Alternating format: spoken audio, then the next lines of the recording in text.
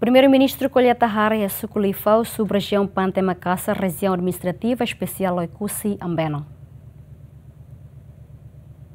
Primeiro-ministro Kairala Xanana Gusmão, Colheita Hare Hectare Ranulura Sinhito e a Sukulifau sobre a região Pante Makassar, região administrativa especial Oikusi Ambeno. Rafael Colheita, chefe de governo, aprecia e continua a encorajar agricultor Sira, ao serviço Macas, orientar a produção e arrailara, no nela bela dependência de bafos importado. Tempo la audadau, la bela lacom, espírito e inovação. A tudo kata serviços sirakutu ba on feto on ma serviços se bare mas ele ne sinal de agora kata ekusi on bele na cloque odi reba ama o pasira de beteros e funelara odi ito cria condições de A autoridade no agricultor Sira Herewa agradece ao chefe de governo de presença, no russo governo a apoio na faten Sira, no nebela saia produção e arrailaram o dia.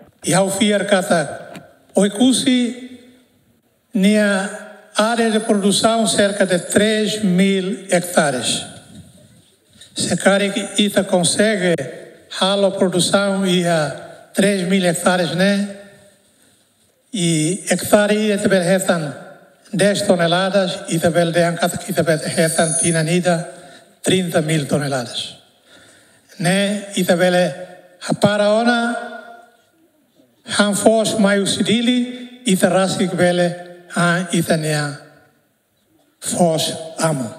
Na tarbarak lebe que abandona tina barak.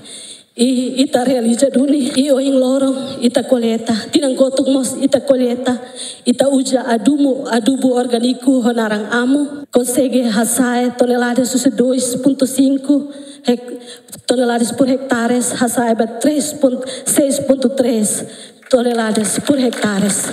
Agradeço tebes ba tinang uin maitan sekari atu arere amitau prioridade da minha lokasi tambah tinanguin mai bele continua apoio hansane para ami hetan resultado dia ide tan ami husu makina kuahare tambah ami husu husi amnia bit la bele kudahare kuahare.